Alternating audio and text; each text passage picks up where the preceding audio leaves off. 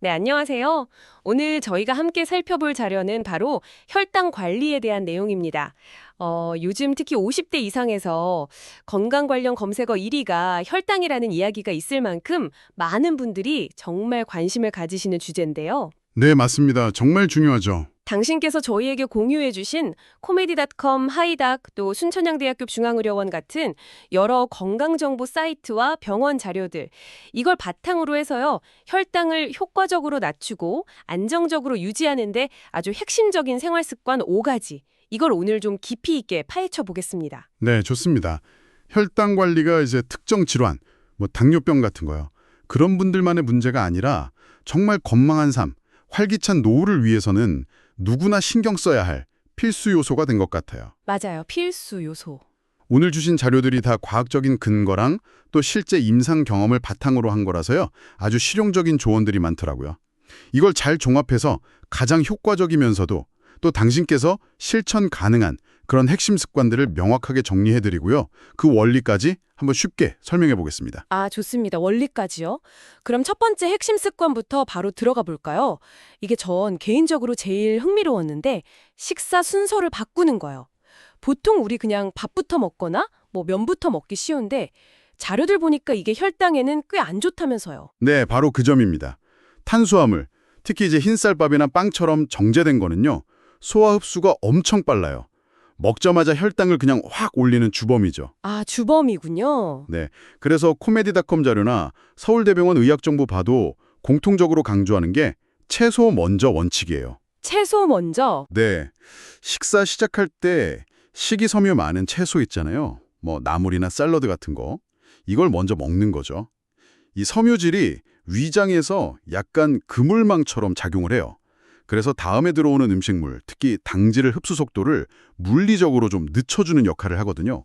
아, 그물망 역할이요. 약간 속도 조절 장치 같은 거네요. 이게 근데 구체적으로 효과가 어느 정도나 되는 건가요? 혹시 데이터 같은 게 자료에 있었나요? 네, 이게 연구마다 조금씩 수치는 다른데요. 일반적으로 보면 식사할 때 채소를 먼저 충분히 먹으면요. 밥부터 먹었을 때보다 식후 30분에서 1시간 정도, 그때 최고 혈당치를 한 20%에서 30% 정도 낮출 수 있다고 보고 있어요. 와, 20, 30%요?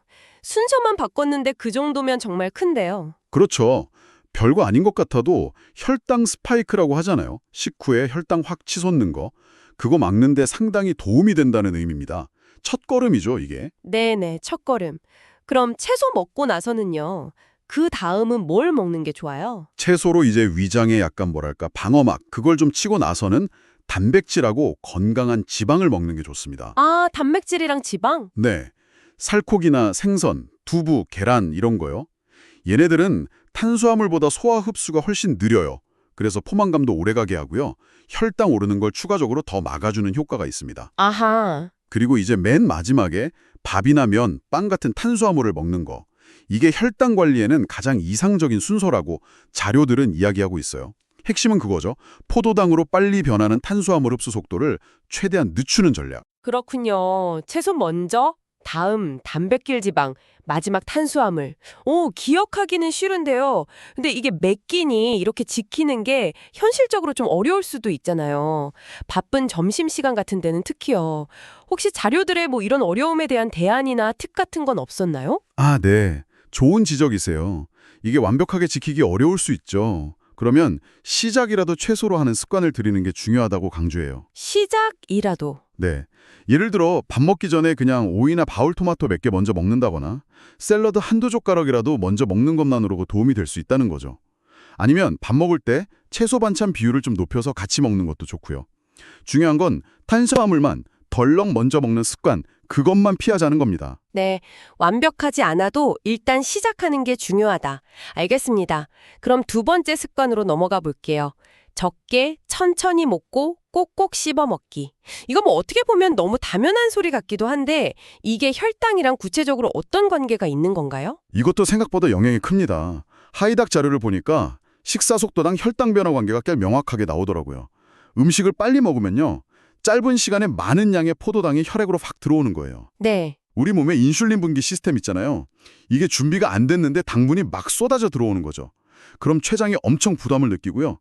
이게 결국 인슐린 저항성을 높이는 원인이 될 수 있습니다. 아, 빨리 먹는 것 자체가 췌장을 막 혹사시키는 거군요. 그럼 반대로 천천히 먹으면 어떤 점이 좋은 건데요? 천천히 먹는다는 게 그냥 시간만 끄는 게 아니고요. 한 입당 씹는 횟수를 늘리는 게 핵심이에요. 씹는 횟수요? 네, 최소 한 20번 이상, 가능하면 30번 가까이 씹는 걸 권장하더라고요. 이렇게 꼭꼭 씹으면 음식이 잘게 부서지잖아요. 그럼 소화 효소랑 잘 섞여서 영양소 흡수도 효율적으로 되고요. 근데 더 중요한 건 음식을 오래 씹는 동안 뇌가 배부르다 하고 늦게 시간을 번다는 거예요. 아, 포만감 신호. 그렇죠. 식사를 시작하고 한 15분에서 20분 정도 지나야 렙틴이라는 식욕 억제 호르몬이 나오기 시작하거든요. 근데 빨리 먹어버리면 이 신호를 받기도 전에 이미 과식을 하게 될 가능성이 아주 높은 거죠. 아, 내가 배부르다 외칠 때까지 시간을 주는 거군요. 그래서 자연스럽게 덜 먹게 되고 결과적으로 혈당 조절에도 도움이 되고. 정확합니다. 천천히 먹으면 식사량이 자연스럽게 줄어요. 그럼 섭취하는 총 탄수화물량이 줄어드니까 식후 혈당 급등을 막는데 직접적으로 도움이 되죠. 자료에서는 그래서 식사 시간을 최소 20분 이상은 확보해라. 그리고 먹는 중간에 의식적으로 수저 잠깐 내려놓고 같이 먹는 사람이랑 얘기도 좀 하고 물도 마시고 이런 게 도움이 된다고 조언해요. 꼭꼭 씹어 천천히. 단순한데 아직 강력한 전략입니다. 네, 세 번째는 역시 빼놓을 수 없죠. 운동. 운동이 혈당 관리에 좋다는 건 잘 알려져 있는데 자료들 보니까 특히 유산소 운동이랑 근력 운동을 같이 해라. 병행을 강조하네요. 왜 두 가지를 같이 하는 게 중요한 건가요? 이게 유산소 운동하고 근력 운동이 혈당 조절에 기여하는 방식이 약간 달라요. 그래서 같이 했을 때 시너지 효과가 나는 거죠. 아, 방식이 다르군요. 네, 걷기, 조깅, 자전거 타기, 수영 같은 유산소 운동은요. 운동하는 동안 직접 혈액 속에 있는 포도당을 에너지원으로 써요. 특히 식후 30분에서 1시간 사이에 가볍게 유산소 운동을 하면 밥 먹고 올라간 혈당을 바로바로 낮추는 데 아주 효과적입니다. 아, 식후 혈당을 바로 태워 없애는 역할이네요. 그럼 근력 운동은요? 이건 그냥 근육 만드는 거 아니에요? 근력 운동은 우리 몸의 포도당 저장 창고를 늘리고 관리하는 역할이라고 보시면 돼요. 저장 창고? 네. 근육이 우리 몸에서 포도당을 가장 많이 쓰고 또 저장하는 조직이거든요. 스쿼트나 런지, 팔굽혀펴기, 아령들기 같은 근력 운동으로 근육량을 늘리면요. 평상시에 우리 몸이 포도당을 처리하는 능력 자체가 좋아져요. 혈당 조절 시스템의 효율이 올라가는 거죠. 그리고 근육이 인슐린 민감도를 개선하는 데도 아주 중요해요. 민감도가 높다는 건 적은 인슐린 들어도 혈당 조절이 잘 된다는 뜻이거든요. 아하, 유산소는 실시간 연소, 근력은 저장고 늘리고 효율 높이고. 아, 이렇게 이해하니까 딱 들어오네요. 그럼 자료에서는 운동을 어느 정도로 하라고 권장하나요? 이상적으로는 매일 한 30분 정도, 약간 숨이 차는 정도의 중강도 유산소 운동, 그리고 주 2회에서 3회 정도, 한 번 할 때 15분에서 20분 정도 근력 운동을 병행하는 걸 추천해요. 근데 중요한 건 너무 거창하게 시작하는 것보다 꾸준히 할 수 있는 걸 찾는 거예요. 그렇죠. 꾸준히. 네. 예를 들어 매일 식후에 15분 걷고 주 2번 스쿼트 10개씩 3세트 하는 것만으로도 혈당 관리에 꽤 의미 있는 변화를 줄 수 있다고 해요. 실제 당뇨 환자분들 연구에서도 유산소랑 근력 같이 했을 때 그 장기 혈당 지표인 당화혈색소 있잖아요. 네네, 당화혈색소. 한 2, 3개월 평균치 보는 거. 맞습니다. 그 수치가 눈에 띄게 좋아졌다는 결과가 아주 많습니다. 네 번째 습관은 수면 관리랑 스트레스 조절이에요. 사실 이거는 혈당이랑 직접 관련 없어 보일 수도 있는데 자료에서는 이걸 상당히 중요하게 다루네요. 네, 이게 많은 분들이 좀 간과하기 쉬운데요. 수면하고 스트레스가 혈당 조절 메커니즘에 생각보다 아주 깊이 관여합니다. 잠이 부족하면 우리 몸 호르몬 시스템에 교란이 와요. 교란이요? 네, 특히 혈당을 높이는 스트레스 호르몬, 코르티솔이나 성장 호르몬 분비는 늘어나고요. 반대로 인슐린 작용을 돕는 호르몬은 줄어들 수가 있어요. 그리고 잠 못 자는 것 자체가 세포들의 인슐린 신호에 둔감해지는 인슐린 저항성을 유발할 수 있다는 연구 결과도 있고요. 잠을 제대로 못 자면 다음날 내 몸이 혈당을 잘 처리 못하게 되는 거네요? 그럼 스트레스는요?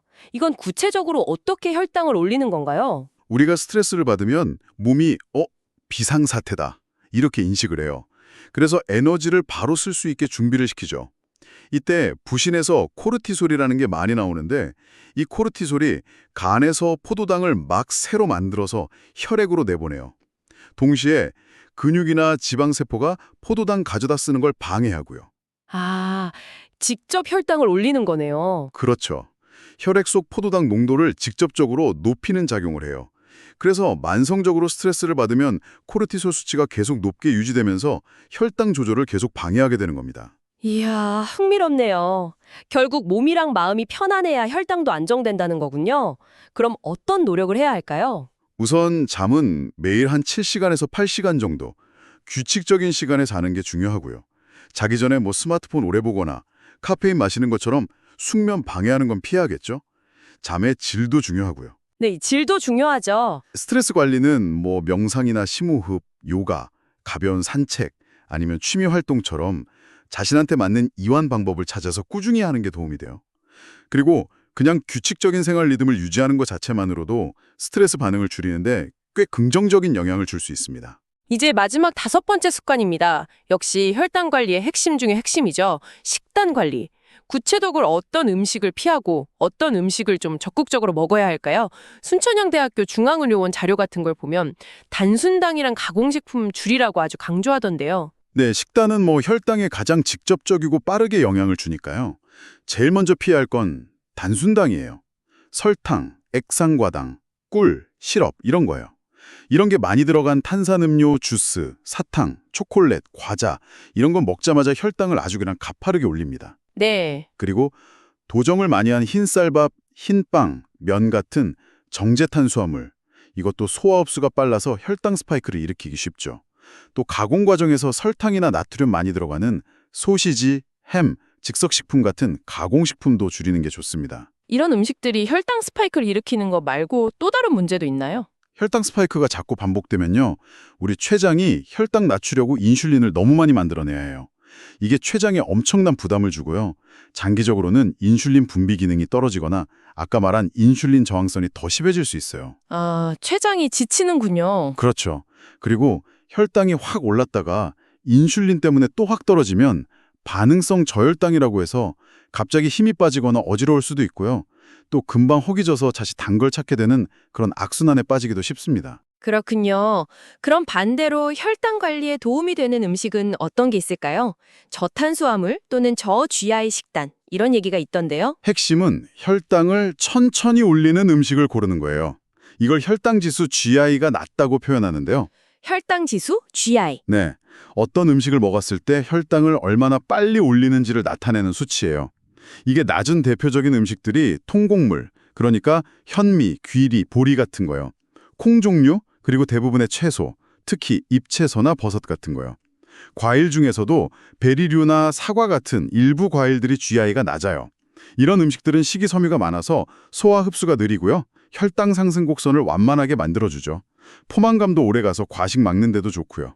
딱 정리하면 가공 덜 거치고 식이섬유 많은 자연 그대로의 식품. 그러니까 하얀 음식, 흰쌀, 흰 밀가루, 설탕 이런 거 대신에 알록달록한 자연 음식, 통곡물, 채소, 콩 이런 걸 먹어라. 이거네요. 이야, 정확하게 요약하셨네요. 맞습니다. 그걸 식단의 기본 원칙으로 삼으시면 혈당 관리에 정말 큰 도움이 될 겁니다. 오늘 이렇게 5가지 핵심 습관. 식사 순서 조절하고 천천히 먹고 유산소랑 근력 운동 같이 하고 잠 잘 자고 스트레스 관리하고 마지막으로 혈당 지수 낮은 식단 고르기까지. 깊이 있게 살펴봤습니다. 듣고 보니까 뭐 하나 중요하지 않은 게 없고 다 서로 연결되어 있다는 생각이 드네요. 맞습니다. 이 습관들이 각각도 효과가 있지만 같이 할 때 훨씬 더 큰 시너지 효과를 내요. 예를 들어 운동 꾸준히 하면 스트레스도 풀리고 잠도 잘 오고요. 또 건강하게 먹으면 운동 효과도 더 좋아지고요. 이런 식이죠.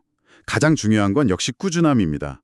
잠깐 하고 마는 게 아니라 정말 지속 가능한 당신의 습관으로 만드는 거. 그게 핵심이에요. 네, 정말 중요한 말씀입니다. 꾸준함. 그리고 이 점은 꼭 강조하고 싶습니다. 오늘 저희가 이야기 나눈 이 생활 습관들, 혈당 관리에 아주 효과적인 보조적인 수단입니다. 보조적 수단. 네. 이게 절대 의사 선생님 진단이나 처방받은 약을 대신할 수는 없어요.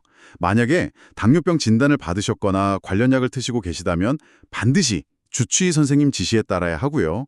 생활 습관 개선은 치료와 함께 하는 개념으로 접근하셔야 합니다. 마음대로 약을 끊거나 바꾸시면 정말 위험할 수 있어요. 네, 맞습니다. 의료 전문가와의 상담과 치료가 우선이다. 이 점 꼭 기억해야겠습니다. 오늘 저희는 당신께서 보내주신 소중한 자료들을 토대로 혈당을 낮추고 건강하게 관리하기 위한 5가지 핵심 생활 습관에 대해 깊이 있는 이야기를 나눠봤습니다.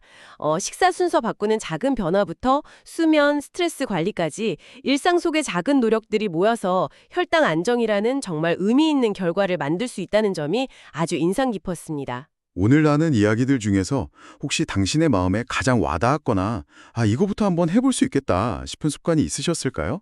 모든 걸 한 번에 완벽하게 하려고 부담 갖기보다는 가장 현실적으로 이건 내가 할 수 있겠다 싶은 거 한두 가지부터 시작해서 꾸준히 이어가는 게 중요합니다. 작은 성공들이 모여서 분명 더 큰 변화를 만들어낼 수 있을 겁니다. 입니다. 오늘 이야기 나눈 이 5가지 습관들은요, 단순히 혈당 조절이라는 단기적인 목표를 넘어서 정말 장기적으로 꾸준히 실천했을 때, 과연 우리 몸의 전반적인 대사 시스템, 더 나아가서는 건강 수명에는 궁극적으로 어떤 영향을 미치게 될까요? 오늘 나눈 내용들을 한번 곱씹어 보시면서 생각해 보시는 것도 의미 있는 시간이 될 것 같습니다.